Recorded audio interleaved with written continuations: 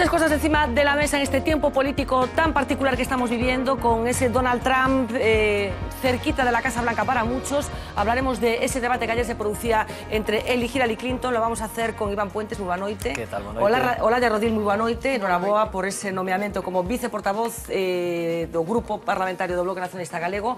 Gonzalo Trenor, muy boa noite. Muy boa noite. Rubén Pérez, muy boa noite. Boa noite. Y Pablo Carballo, muy buenas noches, también muy boa noite. Buenas noches. Vamos avanzando en lo que va a suceder en el gobierno de España después de esa multitudinaria, ya por poner un adjetivo que no sea muy hiriente, Comité Federal que celebraba el Partido Socialista hace unos días y esa vocación que parece que está manifestando Javier Fernández hacia la abstención, aunque los plazos empiezan a achicarse. Cuéntanos. Sí, de hecho hoy esperábamos en esa segunda reunión de la gestora que nos dijeran el cuándo ya, cuándo se va a ver el Comité Federal para decidir si se abstiene, si no se abstiene. Bueno, pues hemos salido de la reunión como hemos entrado, porque al final no se concreta de momento cuándo va a ser ese Comité Federal. Eso sí, reunión, como van a ver, de la gestora, la segunda del Partido Socialista, que se compromete a cumplir los plazos y a llegar a tiempo para esa posible investidura de Mariano Rajoy, si así lo determina el Comité Federal. Bueno, el portavoz de la gestora ha insistido hoy en varias ocasiones que el PSOE se está aclimatando, es el verbo que ha utilizado, aclimatando al calendario,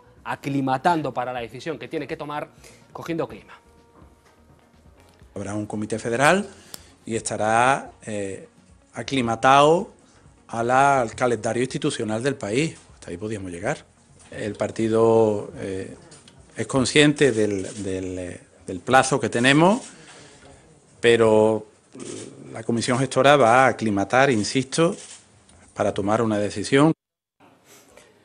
Bueno, no hay fecha para el comité, pero sí novedades en las portavocías socialistas. La gestora ratifica a Antonio Hernando como portavoz en el Congreso y lo asciende a presidente del grupo parlamentario. Hay quien lo considera una traición a Pedro Sánchez. Se sustituye a Óscar López como portavoz en el Senado por el expresidente asturiano Vicente Álvarez Areces y se releva también a la portavoz en Bruselas, a Irache García, que va a ser sustituida por el que fuera secretario general de los socialistas vascos, Ramón Jáuregui.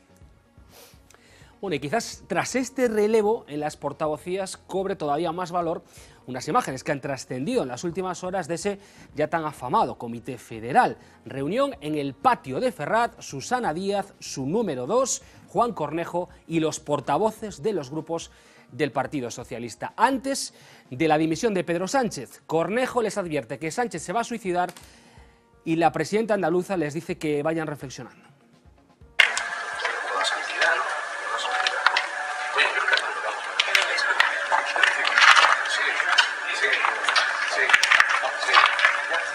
Sé que no han reflexionado de la misma manera, el uno y el otro. Uno continúa, el otro ha sido sustituido. El que hoy ha dado su opinión abiertamente sobre qué debe hacer el Partido Socialista en ese Comité Federal es el expresidente socialista de la Xunta, Fernando González Laxe. Apela a que su partido demuestre grandeza y deje gobernar a Mariano Rajoy.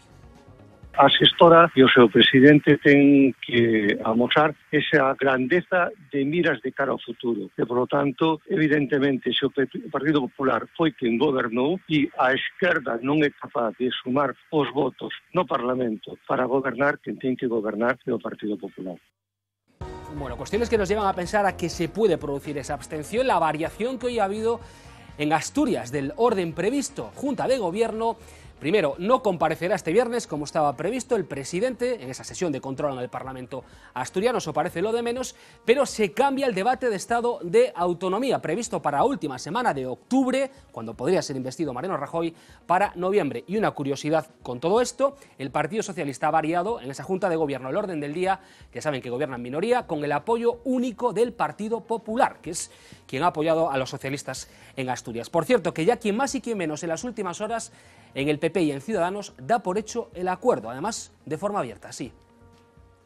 Tengo la seguridad absoluta que antes del 31 de octubre se habrá desbloqueado la situación y habremos asistido ya a una investidura. Veremos a normalizar un gobierno de distinta manera, pero un gobierno en el que se va a poder gobernar, legislar, promover y cambiar muchas cosas que necesita España. Bueno, moi optimista Inés Arrimada cas posibilidades que vai ter ese executivo, que Iván, ti estás convencido que vai sair antes do 31 de outubro, porque estamos, que queda nada para que isto se produza, e que consecuencias para, bueno, para o mapa político actual, pero nomeadamente para o Partido Socialista? Bueno, creo que é unha posibilidade bastante real, non? De que eso poda ser así. Outra cousa é que sexa o desexable para moitos, entre eles eu, e outra cousa son efectivamente as consecuencias. Fernando González Laxe tiña moita razón neste total que veíamos hai un momento, non? Eu creo que efectivamente, despois de repetir eleccións unha vez e despois de repetir eleccións dúas veces, e no hipotético caso de que se chegasen a repetir eleccións por terceira vez, se a esquerda, bueno, a esquerda é unha mentira, a esquerda non pode formar goberno, quer decir, se o Partido Socialista con Podemos máis algunha forza política de dereitas, léase CIU, léase Ciudadanos, non poden formar goberno, o lóxico é que chega algún momento no que se deixe gobernar a lista máis votada se un nin consigue formar goberno nin consigue ser a lista máis votada. Non? O problema, insisto, é como se trazou todo isto. Eu creo que o Partido Socialista podería formular eso perfectamente dentro deste mes se Pedro Sánchez chegase a ter a oportunidade de intentar formar goberno e unha vez máis Podemos boicotease esa posibilidade. O problema é que creo que despois do que pasou a fin de semana hoxe é difícil de explicar tanto volver a terceiras eleccións como formar goberno con PP. Por lo tanto, creo que as consecuencias, creo que exactamente, as consecuencias de moita xente como a ti que xa non está cómoda neste escenario. Bueno, porque hai moitos militantes, mesmo moitos cargos do Partido Socialista que xa teñen dito, hoxe escoitaba unha entrevista co alcalde de Valladolid que decía que non, que se pronunciara a favor da abstención no mes de xullo, pero que nestes momentos, tal e como foron as cousas, cree que non. Claro, eu creo que hai un antes e un despois, quer decir, hai primeiro chegar a ese momento no que haxa que tomar esa decisión, non? E aparte do que poda facer o Comité Federal, que está por ver, do que poda facer a xestora, porque a opinión da xestora parece que tampouco é uniforme ao respecto, a pesar de todo, ademais de todo iso, hai unha iniciativa tamén que é coñecida, non? De recollida de asignaturas entre a militancia, facéndose eco dese punto dos estatutos que di que a metade máis un dos militantes do Partido Socialista poden convocar un congreso, poden solicitar e, polo tanto, de obrigado cumprimento, convocar un congreso extraordinario que elixa unha nova dirección. Quero recordar que hoxe hai xa máis de 70.000 firmas recollidas, veremos o recorrido que iso ten, polo tanto, creo que quedan moitos pasos por dar hasta chegar a decir esa abstención. E unha vez que eso se decida, se finalmente se decida a abstención, eu creo que, efectivamente, eu sempre optei por unha vía que é a consulta á militancia. Creo que é obvio que é unha decisión que divide a militancia do Partido Socialista, que é novedosa na historia política do Partido Socialista. Creo que o máis xusto sería consultar á militancia e, polo tanto, unha vez que se adopte esa decisión, bueno, eu non creo que vai haber unha fractura do Partido Socialista. Pode haber fugas puntuais, non digo que non, isto pasa, pero pasa cando se perden eleccións tamén e hai altas cando se gañan eleccións, é dicir, eso pode pasar. Non creo que haxa unha fractura do Partido Socialista, fundamentalmente por dúas cuestións, porque creo que a militancia neste momento o que está demostrando é ter unha firme determinación de traballar para construir os que queren un Partido Socialista determinado nunha liña, os que queren outro Partido Socialista na outra liña, porque creo que tampouco non hai, como pudo haber no pasado, e o Partido Socialista serviu de foco noutras ocasións, unha forza política que poda empatizar con esa posible ruptura do Partido Socialista que absorbese. Eu non vexo a xente que no Partido Socialista non queremos que goberne o Partido Popular, para nada nos sentimos próximos a Podemos ou nos sentimos próximos a Ciudadanos ou a calquera outra forza política. Bueno, de Podemos íbamos falar agora, porque tamén Podemos está pasando o seu propio debate interno. Non hai risco de fuga a ninguna outra formación política, nin por suposto a crear un novo partido político máis neste país. Por tanto, eu creo que o que vai acontecer é que se toma a decisión que se toma, o partido vai seguir unido, eso sí, vai ter que superar unha fractura ideolóxica importante durante un tempo importante. E creo, ademais, que as dúas opcións, tanto repetir eleccións como a propia abstención ante o Partido Popular, auguran un futuro complicado a corto plazo para o Partido Socialista. Ahora, tamén curiosos sodes os partidos políticos que, a pesar de non compartir cousas ideolóxicas tan importantes como estas, considerades que non, que hai que seguir no partido. Pero sabes que pasa? Claro, porque eu si considerase que un día o Partido Socialista a min non me representa, eu marcharía do Partido Socialista, pero eu estou convencido da miña ideoloxía socialista, estou convencido de que estou no partido que toca, e outra cousa que comparta que nun momento determinado se adopte unha decisión, bueno, pois que eu non entendo e que creo que é perxudicial para o propio Partido Socialista, pero a ideoloxía, o proxecto e demais están por enriba desas cuestións, e desde logo a voluntade que eu teño e que creo que ten a maioría da militancia é que, aínda que eso pase, é de seguir traballando para reconstruir o Partido Socialista, como, por certo, ao longo da súa historia se reconstruiu moitísimas veces de situacións peores. Si finalmente ese día se produce abstención, e estamos aquí comentando a xogada pola noite, despois de ver abstención, ti que vas sentir? Bueno, vou a sentir pena, vou a sentir frustración, e vou a sentir incluso mellor un punto de rabia, non? Por non ter non ter conquerido algo que eu vexo clarísimo, non? Que é que o Partido Socialista o que ten que ser neste país, como foi sempre, unha alternativa de goberno ao Partido Popular e non unha muleta. Pode ser unha muleta puntual en determinadas circunstancias, e insisto, de que sexa imposible formar goberno elección tras elección, o que pasa que eu creo que si neste momento eso que foi posible, hoxe é prácticamente imposible de explicarlle xa non á cidadanía, que tamén, sino incluso aos votantes do propio Partido Socialista. Hola, ya.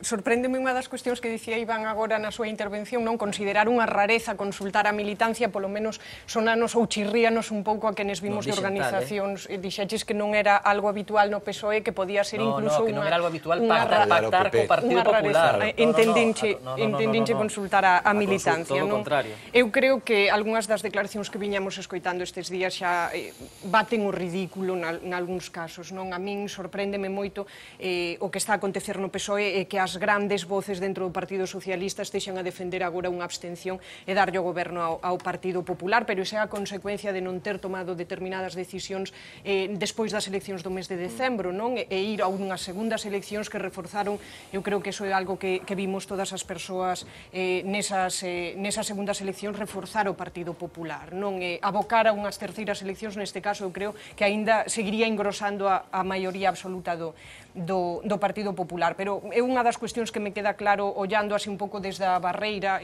con certa expectación tamén a crise do Partido Socialista, e que se están a mover moitos fíos e moitos elementos non para garantir que todo siga igual. Eu creo que esa implosión, a saída de Pedro Sánchez, e que agora se aposte e se defenda por darlle ao goberno ao Partido Popular, o que demostre que hai moitos intereses, e eu creo que ademais moitos intereses económicos por garantir que se cese xa ese goberno en funcións que leva máis de 300 días, e porque todo comece a normalizarse. Eu apuntaría ademais aos poderes fácticos que se chama tradicionalmente, pero a ese IBEX 35 que ten moito interese porque todo comece a funcionar. Fai gracia porque aquí nesta mesma mesa Tuco Cerviño, que non é un rapaciño novo que leve 3 días militando, tiña un pouco a mesma sensación de que vendo o que acontecera nos últimos días empezaba a pensar que a teoría da conspiración tiña que ser posible, esa intervención de Felipe González que previamente chamara a Mariano Rajoy, bueno, en fin, o que todos sabemos xa. Gonzalo Treno. Sí, outro día tamén falábamos disto, eu volví a falar da navalla de Ockham. Eu penso que aquí inventámonos conspiracións, inventamos unha trama oculta, intereses desa élite, e a veces o que estamos a olvidar é cecais o máis sinxelo e o que permite explicar mellor isto, que houve unhas eleccións e uns resultados electorais. E os cidadáns foron ás urnas e decidiron que un tivera máis votos, tivera máis deputados, que houbera outro con menos, que houbera outro tal, incluso algún sen ningún deputado. Quer dicir, entonces, o que está a pasar ahora é froito precisamente dun resultado electoral, non de ninguna conspiración. Non de ninguna conspiración. É verdade que a situación interna do Partido Socialista non só está causado polos resultados electorais, está causado tamén por unha línea que mantivo nos últimos anos que, pois, al final era insostenible. Un discurso de tratar o principal partido, o que ten máis apoio a maioría social de España, como se fora un partido radicalizado, que incluso lle chegan a chamar a dereita extrema, que dicir, un partido completamente demonizado e culpable incluso das cousas que eles fixeron cando estaban no goberno para poder seguir tendo a credibilidade. Pero, ao final, o que estamos a ver é que del no es no, o que pasamos é a poñer a España por riba do propio partido, o intereses dos españoles por riba do propio partido, despois a iso mesmo se chamou despodemizarse. González Laxe falaba que ese mesmo se lle pode denominar ter grandeza de miras hacia o futuro, ou, como se está a dicir agora, como decía o portavoz da xestora, aclimatarse. É verdade, al final están a falar do mesmo, con diferentes nomes, que ter un pouco de responsabilidade, de sentido común e de respetar o resultado electoral. O que pasa que isto, penso, que é verdade que é necesario un tempo para aclimatarse, pero creo que xa urxe. Creo que as consecuencias de non ter goberno xa empezan a notarse, e creo que é moi necesario que ese proceso de aclimatización dure o menos posible. A ver, Rubén, decía Olalla que ela ten a sensación de que unhas terceiras eleccións engrosarían aínda máis o respaldo electoral ao Partido Popular. Falabas tamén do que aconteceu despois das eleccións de decembro. Visto con perspectiva, tramitouse mal o resultado de decembro? Home, o gallego o debate do PSOE fora o debate do compromiso histórico que no seu día tiveron a esquerda italiana. En algún momento a esquerda italiana, o Pechí... A esquerda italiana acabou como acabou. Precisamente, pero ese debate solventou gran parte das cuestións en que ao final a esquerda italiana, neste caso o Pechí, non lle quedou máis remedio que chegar a un acordo coa democracia cristiana. Non, ao contrario, suicidar o Partido Socialista e o Partido Comunista Italiano se convertiu no único partido da esquerda italiana. A realidade é que non estamos a ese debate. Eu quizás eu non son, non falo o nome de Marea, seguramente non falo o nome de moita xente de Esquerda Unida. Eu creo que o que está pasando no PSOE reafirma a posición de non entregarlle un cheque blanco ao Partido Socialista o 20 de decembro. Se por isto, que é unha investidura, o Partido Socialista se desangra, cando Unidos Podemos pusera un programa de ruptura en riba da mesa, porque era un programa de ruptura, era poñer en dúbida non só a cuestión da Constitución, abrir unha reforma constitucional, senón abrir cuestións económicas, cuestións sociais, que obviamente non estaban na senda política do PSOE, isto que pasou agora tería pasado o 20 de decembro no momento en que puséramos unha proposta legislativa exactamente o que lle pasou a Esquerda Unida en Andalucía. O PSOE implosionaría antes. Exactamente igual, exactamente igual. O bo é saber, para moita esquerda deste país, que co Partido Socialista, sen proposta programática en riba, non hai que pactar. Sei que isto sona duro, pero parece que con medio folio, se pactan diputacións e concellos, e logo o Partido Socialista fai isto. Co Partido Socialista hai que poñerlle que quere facer, que leis estamos dispostos a cumprir, a modificar. Se estamos dispostos a romper o estado das cousas dende a Constitución do 78. Porque cando pasa isto, o Partido Socialista se descose, como se descoseu en Andalucía, cando Izquierda Unida lle puso en riba da mesa a banca pública e expulsou os 3 conselleiros do goberno.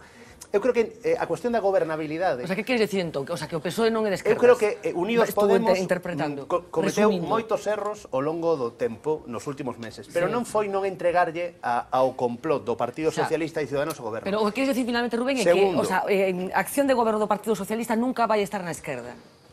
A experiencia é que para un proceso como que necesita este país nesta altura, despois do que temos pasado, despois dos cambios políticos importantes que pasaron neste país, non creo que chegar a un acordo de mínimos sexa o que a esquerda ten que consolidar co Partido Socialista. E logo outra cousa, ao mellor, por que se produce este proceso?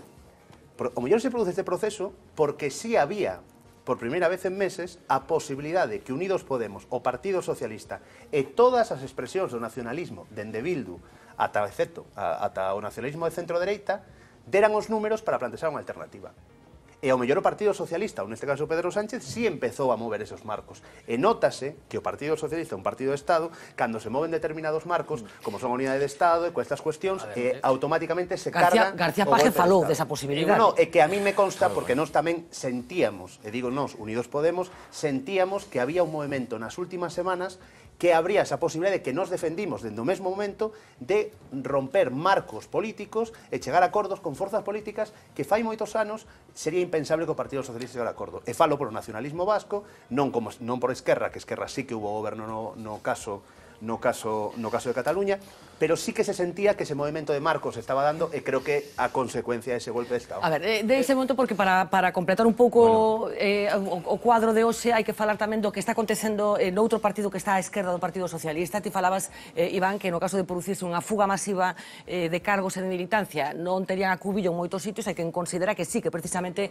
o que está acontecendo nestes momentos en Podemos indica que queren ser de maiores e o mellor nese quen queren ser de maiores terían acomodo xente procedente do Partido Socialista. A discusión, unha vez máis, ten que ver con nomes, menos mal que este partido non iba a falar de liderados, pero falamos de liderados, falamos de dúas persoas en concreto, de Íñigo Errejón e de Pablo Iglesias, que xa se chaman polos apelidos, non polos nomes. E que xa trascenden as redes sociais, porque ata agora estábamos acostumados a velos dirimir as súas diferencias a través das redes sociales, sobre todo do Twitter, agora xa en pantalla, diante das televisións privadas deste país. Número 1 e número 2 de Podemos, discrepan sobre a posición de cada un e tamén sobre a estrategia a seguir, Pablo Iglesias e Íñigo Errejón. Hay diferencias. ¿Cuáles son? Para empezar, unas obvias que saltan a la vista y diferencias de tono. Yo creo que soy mucho más directo y mucho más incendiario, si me apuras. Yo creo que Íñigo es más prudente y más tibio.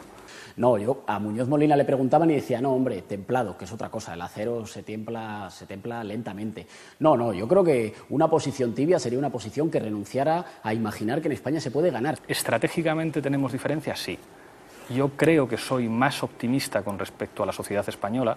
Creo que tenemos una sociedad que ha avanzado muchísimo. Me identifico mucho con el mundo post-15M de nuestro país, una sociedad sin miedo que quiere muchos cambios, y a veces cuando discuto con Errejón creo que él piensa que la sociedad española sigue siendo muy diferente a nosotros, un poquito más conservadora. Yo creo que es cierto que hay una parte de la sociedad española a la que el 15M le cambió su forma de ver el país para siempre, pero que eso es una parte de España. Hay otra parte de España, si se quiere un poco más mayor, que vive en provincias menos pobladas y que todavía sigue confiando en los partidos tradicionales, y que una fuerza transformadora como nosotros tiene que saber cómo dirigirse a los hijos y a los padres, o a los nietos y a los abuelos. ¿Cree que Rejón aspira a liderar Podemos post Pablo Iglesias o durante Pablo Iglesias? Por lo que me ha dicho él a mí, no. Bueno, esta discusión entre Íñigo Rejón e Pablo Iglesias dende o Partido Socialista, que trascendencia lle concededes a isto? Non é unha cuestión menor, porque sabemos que Podemos capturou moitos votos que proviñan do Partido Socialista. Interésache este debate? Pareceche que están...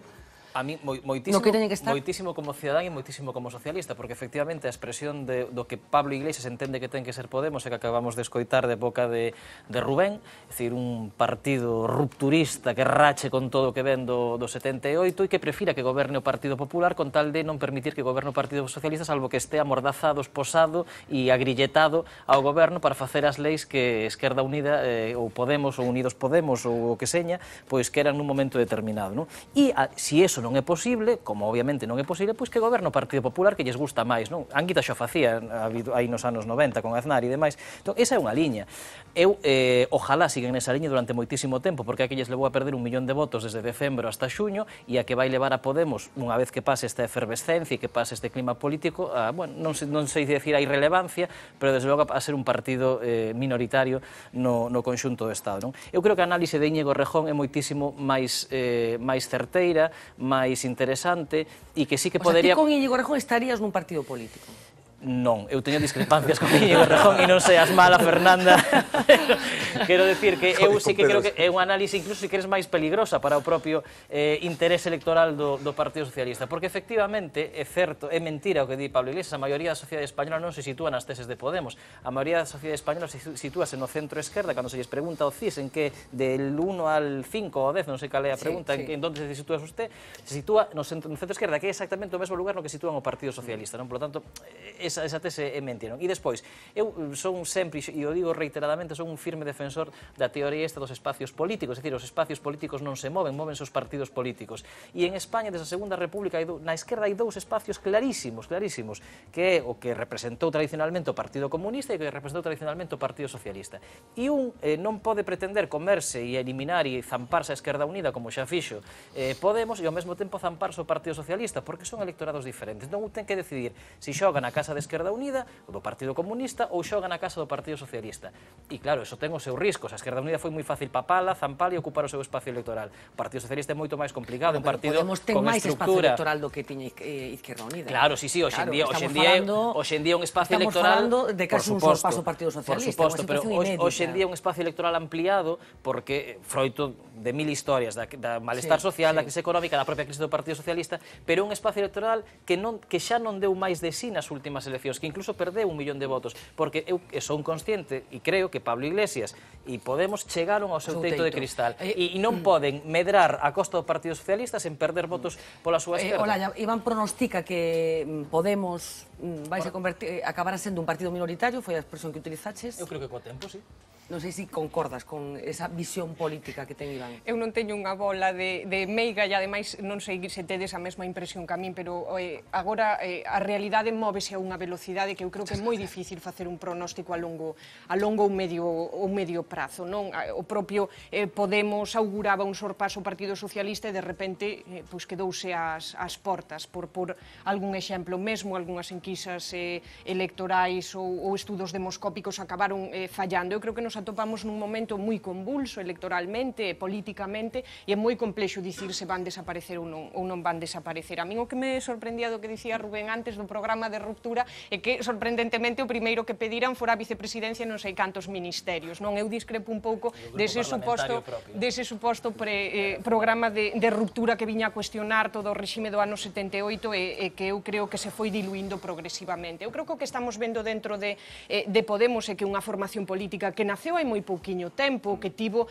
un éxito electoral moi grande, iso é inexcusable e evidente para todo o mundo, e que agora o que está intentando buscar o seu espazo e buscando a súa identidade, e hai distintas visións internamente. Hai unha visión máis moderada, se lle queremos chamar así, de Íñigo Errejón, que o que quere é aproximarse a esa socialdemocracia tradicionalmente expresada no Partido Socialista, e hai outra, que dice Pablo Iglesias que ele é máis directo, eu creo que é dun perfil diferente, máis populista no sentido máis político da palabra, non nun sentido pexorativo, que o que busca, pois é outro espectro do propio electorado. Eu creo que é a evolución natural de calquera evolución de calquera organización política que acaba de nacer hai 3 ou 4 días. Fruto dun contexto determinado, casi unha expresión política máis emocional que política, nun momento determinado que apareceu, ca forza que todos coñecemos. En calquer caso, Gonzalo, o teu cheiro que che di que reorganizarás ese espazo político e acabará sendo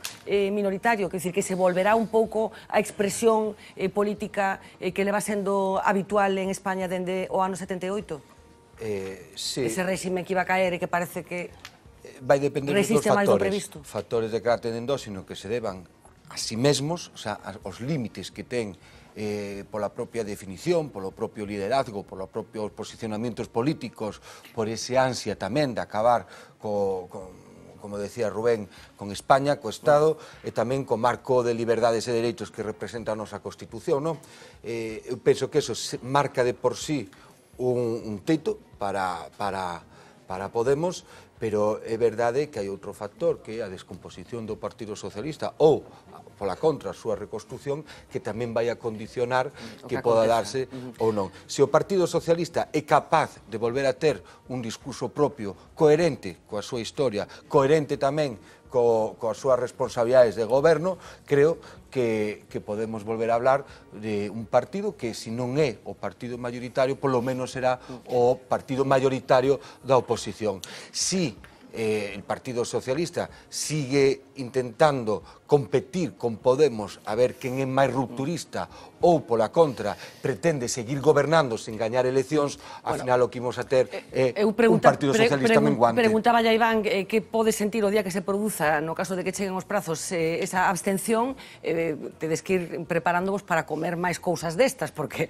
xa está claro que non solamente vai ser o apoio ou a abstención durante esa investidura de Mariano Rajoy, sino que o Partido Popular reclama outro tipo de apoios, a aprobación de presupostos deste ano e do próximo, etcétera, etcétera. Haberá que ver que presupostos e se iso é aceptable ou non, e haberá que ver, sobre todo, eu entendo que se un se abstén, o Partido Socialista terá que exixirlle algo tamén ao Partido Popular. Pero ti crees que está en condicións de exixir algo ao Partido Socialista nestes momentos?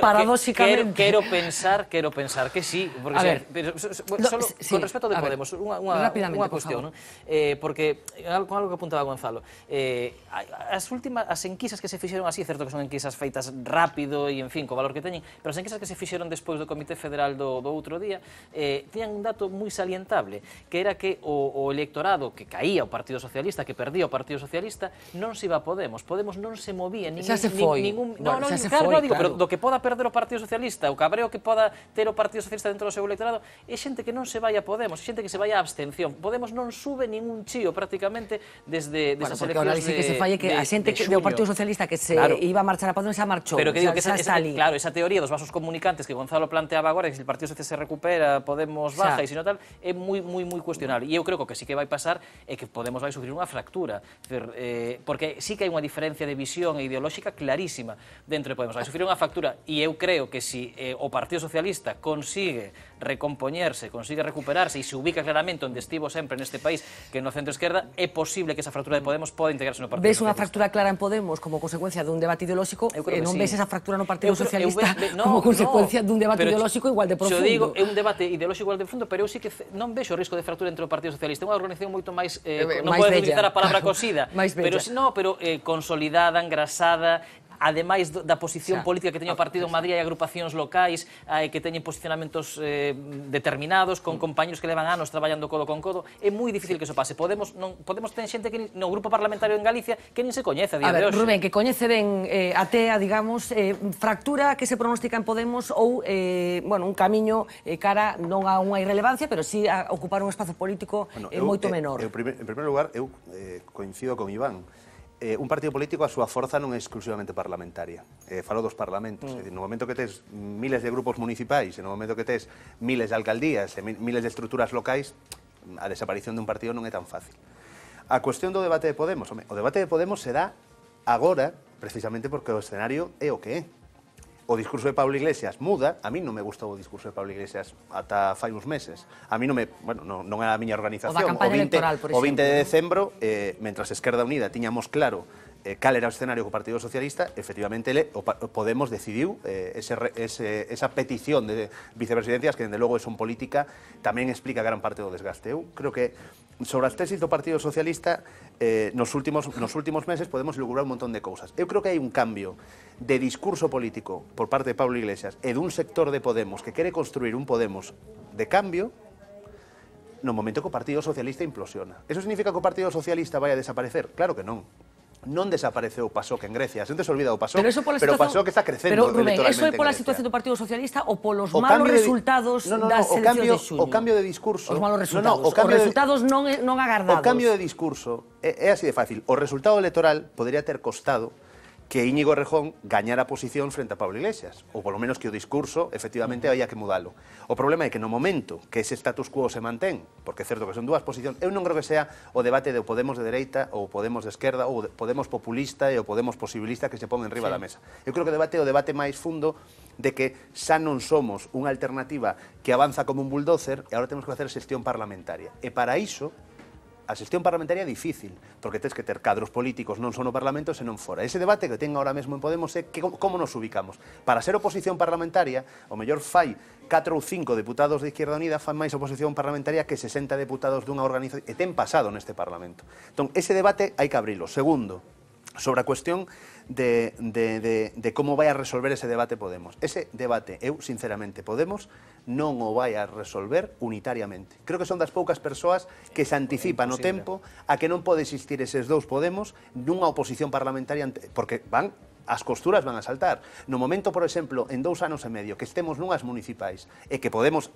non volva a cometer o erro, naquel momento posiblemente un acerto por respecto á formación de política de cadros, no momento que teña que decidir pois 1000 ou 2000 alcaldías neste país, o caso de Asturias, donde Podemos sí quiso participar no proceso municipal e temos alcaldías do Partido Popular e temos alcaldías do Partido Socialista dependendo das cores. E quen vai saltar? Eu creo que ese debate é tan claro como que os discursos que se deron esta fin de semana no Consello Ciudadano de Podemos políticamente eu creo que son excelentes que se den unha organización, porque dúas posturas que eu creo que son irreconciliables no tempo, eu creo que son, polo menos son de formato, de entender Podemos. Hai xente que entende que Podemos é a marca final, é dicir, Podemos, Asamblea original e Podemos Villaverde ten que ir ao final, e hai xente que xa está leendo en Podemos que hai que dar un salto máis. Ese salto máis é Unidos Podemos? Posiblemente non. Posiblemente ese é algo máis. Esas dúas lecturas son convivibles no tempo? Mira as súas dificultades para consolidar. Que teñen? Home, teñen unha cousa que non temos o resto dos partidos, que hai debates francos nas súas estruturas. Por abaixo, seguramente, os círculos é unha cousa máis caótica, pero é recomendable para calquera persoa que hoxe en día son accesibles os vídeos e as intervencións, tanto de Íñigo Errejón con Pablo Iglesias, que creo que son bastante dispares no contido político, se dan un tono, e o resto das intervencións que hubo no Consello Ciudadano de Podemos, xa me gustaría para a miña organización que se deran desa maneira, non creo que son descarnadas. A ver, avancemos un pouco porque estamos falando, insisto, sempre dun momento político interesantísimo que ten tamén a súa expresión particular aquí no noso país. Moita xente considera que algunhas das cousas que están acontecendo, por exemplo, no Partido Socialista teñen que ver cos resultados do pasado día 25 aquí nas eleccións galegas, e están pasando cousas tamén na relación que o Partido Socialista mantén con esa expresión política que se chama En Marea e os seus aledaños. Hoxe pasou algo no Concello de Ferrol, moi interesante. Que nunca pasaran, non? Exactamente, están pasando cousas que nunca pasaran. Efectivamente. Bueno, íbamos a aclimatarnos a Galicia e a Ferrol, pleno extraordinario que tiene. Estamos en pleno jet lag últimamente. En Ferrol. E ademais, bueno, curiosa a disposición política en ese pleno, porque A negociación, o pacto co Partido Popular para unha abstención, permitiu a Jorge Suárez e a Ferrol en Común sacar adiante ese expediente de modificación de créditos para execución de inversións e actuacións urxentes. Bueno, aí se incluen de pagos a funcionarios ata a cabalgata, para entendernos. O que lle tumbaran hai 11 días. O sea, gracias aos votos de abstención do Partido Popular, Jorge Suárez puido aprobar unha modificación de crédito que lle vai permitir pagar os funcionarios e organizar cabalgatas. Sí, de feito, a proposta contou cos votos a favor dos 6 concelleiros de Ferrol en Común, das 2 expulsados do Partido Socialista e da concelleira de Ciudadanos. A abstención do Partido Popular e do Bloque Nacionalista Galego e o voto en contra dese estallo e dos 2 concelleiros do Partido Socialista, os que eran os seus socios de goberno ata aí ben pouco. Pois chamativa a situación. Si, de feito, decía Suárez nese pleno que ve o goberno máis estable que nunca. Facía unha metáfora, é como cando un globo solta lastre e empeza a voar de verdade. A ver, casi por aproximación biográfica, Iván Puentes, que coñece ben a zona de Ferrol, nos haces un plano de lo que está pasando en Ferrol? Moi complicado isto que me pides, Fernanda. A ver, eu creo que, bueno, é unha peniña, en fin, como diría calquera. É unha pena porque ao final Ferrol xa é unha cidade dada a cambiar de goberno en cada elección, e recordo aquí que non houve un só alcalde que repetise no seu cargo, sabe, o socialista Couce Pereiro, porque entrou a mitad de mandato a raíz dunha moción de censura. Pero ningún goberno repetiu e hai unha alternancia clarísima desde os anos 78 entre a esquerda e a dereita. E se algunha oportunidade había, eu creo que a están cargando directamente, porque, claro, o espectáculo de non entendemento entre a esquerda, entre a Marea e o Partido Socialista, bueno, pois únese o espectáculo dentro do Partido Socialista tamén, que, por certo, non están expulsadas as dúas concelleiras, siguen sendo militantes do Partido Socialista, e hai un expediente iniciado pola agrupación local que terá que resolver Ferraz no seu momento. Así que está para resolver cousas Ferraz nestes momentos.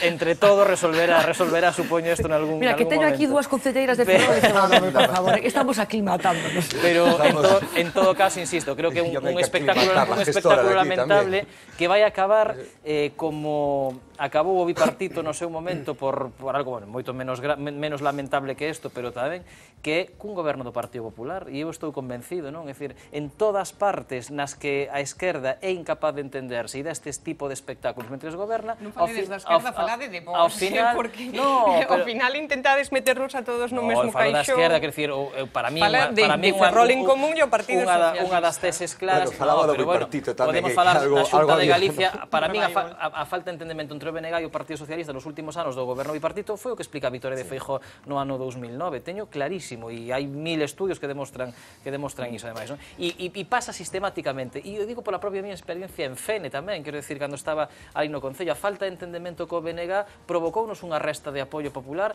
aos dous ao final, e sempre pasa, cando a esquerda non é capaz de entenderse, se premia o Partido Popular. Olalla, non te identificas con ese discurso? Eu creo que estamos entrando nunha espiral de loucura, non é bastante complexo de entender o que acontece en Ferrol, sobre todo para persoas que somos moi alleas territorialmente. Eu creo que o que fai falta son proxectos políticos sólidos, e ter claro hacia onde se vai, cara a onde camiñamos, de que maneira e por que camiño percorremos. Eu creo que o que fai falta e o que está demostrando tamén é toda esta, digamos, inestabilidade institucional en determinados puntos do país. Creo que, ademais, estou pensando agora nos últimos comicios que tivemos aquí, nas eleccións ao Parlamento Galego, que o comportamento, as decisións que adoptou o electorado, eu creo que pon en valor precisamente iso, a seriedade, e a clareza a hora de expoñer que é o que se quere facer cunha cidade. Ferrol, lembremos que é unha dos territorios, das localidades máis devastadas pola crise económica, onde máis se vapuleou tamén as cifras de desemprego, e sobre todo moi vinculado a ese desmantelamento do sector naval. Eu pregúntome cara a onde camiña todo isto, se ten que depender o goberno municipal de que se absteña o Partido Popular. Finalmente o Partido Popular dándolle aire a Jorge Suárez en unha maniobra que non é a primeira vez que acontece. Lembremos que no Concello de Vigo o Partido Popular tamén se abstivo para facilitar a aprobación dos presupostos de Abel Caballero, cos resultados finais que todos coñecemos. Bueno, salvando as distancias do que representa o modificativo, do que representan uns orzamentos, o modificativo neste caso. Bueno, lembremos que Ferrol está sin orzamentos, non aprobaron orzamentos deste ano como consecuencia xa dos problemas políticos que había no grupo de goberno. Terá os orzamentos prorrogados, Quer dicir, que eso xa era indicativo dos problemas que había dentro do que grupo tiñan, problemas que eran negados máis sistemáticamente, pero a realidade é que estamos xa nas datas que estamos e non había orzamentos. O Partido Popular actúa con responsabilidade cando, sobre todo, o que se está a falar aquí é de que os funcionarios podan cobrar as súas nóminas, ou cando se está a falar de que os policías municipais podan ter vehículos para desplazarse. Quer dicir, entonces, si neses casos e ante dous socios que son incapaces de falar e de sacar un proxecto en común, que aí tiña razón Olaya, é verdade, é que na base de todo isto está que exista un proxecto político sólido. E o que estamos a ver é que non existen proxectos políticos, existe un proxecto a la contra. Existe un proxecto de dicir, vamos a afastar a estos, vamos a afastar os que gañaron as eleccións e vamos nos a repartirnos concellerías sin ter un proxecto. Non hai absolutamente nada. Decía antes tamén Rubén, é verdade que para pactar co Partido Socialista, pero non só co Partido Socialista, tamén co Bloque ou con que sexa, hai que ter un proxecto, hai que ter un programa, hai que saber o que se quere facer. E senón, o que vai pasar é que, dependendo das personalidades ou das persoas ou do temperamento que teñan os actores deste teatrillos, pois pasará unha cousa que acabarán ben ou acabarán a paus. O normal, e coñecendo tamén os persoaxes, como son todos os que levan xa anos tamén peleándose entre eles, é que esa unión que favorece estar contra alguén dure menos de 2 meses. Rubén, que importancia, casi superando a circunstancia concreta de Ferrol, da gobernabilidade do Concello, que importancia hai que concederlle a esta crise e a estas dificultades que Jorge Suárez vai ter a partir de agora para gobernar, porque xa podemos comprender que doado non o vai ter. Non, eu creo que o problema en Ferrol non é que se un modificativo de crédito ou se vota un determinado partido ou outro, eso pasa nos municipios deste país, en calqueira, de calqueira color político, os modificativos se votan ou non se votan, dependendo se estás de acordo co fondo modificativo. O Partido Popular pode estar de acordo. Estamos falando de outra cousa. O problema é a crise, eu creo que Ferrol en Común entra, sempre se di, cando queres facer un goberno local, mellor que sexa compartido. Parte do Partido Popular tamén o quere agora, que o Partido Socialista forme parte da súa gran coalición e que funcione así. O problema que sabíamos era que os problemas internos do Partido Socialista en Ferrol, que non son de agora, levan a esta situación. E que a voceira solicita que se aparten a 2 concelleiras das súas responsabilidades frente ao criterio da súa asamblea. Pero ti crees, Rubén, que isto era a crónica dunha morte anunciada? Quero dicir que... Nós tiñamos moito medo ao que podía pasar coas divisións internas do Partido Socialista en Ferrol. Dendo minuto 1, porque o proceso de negociación tampouco foi sencillamente fácil, porque non é o mesmo que estás negociando cun grupo municipal que está dicindo unha cousa e que unha asamblea está dicindo a contraria. Eu creo que eso é o problema. Que hai que facer? Bueno, eu sí que creo que non é unha solución óptima, porque tamén en sitios onde as mareas gobernan solas, tamén se está plantexando a posibilidade de incorporar o Partido Socialista. Volvo mesmo. Se somos suficientemente claros co programa político que se pon en riba da mesa e as cuestións que son urxentes para Ferrol, que por suposto que hai mortas urxencias en Ferrol e as poñemos en riba da mesa, eses acordos de goberno vincularían a todo o mundo e o mellor non habería ningún argumento sólido para pedir o cese de 2 concelleras do Partido Socialista que se pediron fai uns días. Logo nas cuestións do pleno, eu creo que ningún partido dos que estamos nesta mesa estamos libres de ter feito ao longo sobre todo en política municipal, movementos telúricos, algúns do orzamento, que o Partido Popular chegou a pactar con Abel Caballero non só orzamento, sino determinadas cuestións, incluso a apertura do novo hospital, está pactada, de feito, entre o Partido Popular e o Partido Socialista, cando se lle permite os accesos de auga e a cometida eléctrica a través dun apoio do Partido Popular a Abel Caballero nos orzamentos. Eso ten pasado sempre. O problema é a estabilidade de goberno para poder levar adiante o proxecto que te plasmaches. Eu creo que aí habería máis problemas porque Ferrol pode estar un ano máis, creo, con orzamento prorrogado, seguramente pode estar. O problema é que o plan de inversións que require unha cidade, seguramente vai ter máis. Estamos falando de Ferrol en Común, de Jorge Suárez, por certo, posto como exemplo de político por parte de Luis Villares, do que imos a falar a continuación. Queréis decir algo, pero ten que ser breve, pero breve. Quería decir que estamos a centrarnos na relación que ten o Partido Socialista con Marea ou con Ferrol en Común en Ferrol, pero podemos tamén ver a relación que teñen na Coruña, a relación que teñen en Santiago. Bueno, pero forman parte do goberno nestes momentos. Exactamente. O sea, que decir, forman parte do goberno. Nos outros lados xa non forman parte, porque os da Marea non quixeron nin que siquiera que formaran parte. É verdade que son cómplices, é verdade que son responsables do goberno da Marea. Por lo que se está vendo negociacións en todas as cidades, bueno, vamos a ver como evolucionan esas relacións, pero decía, Luis Villares estaba aquí a semana pasada, rifábanos, como consecuencia de falar bueno, pois das orixes políticas dos deputados que forman parte do grupo parlamentar de En Marea. Enseguida imos lembrar que aconteceu nos últimos días. Lembramos tamén esa bronca que nos botou aquí Luís Villares, pero vai ser despois desta pausa pequeña publicitaria.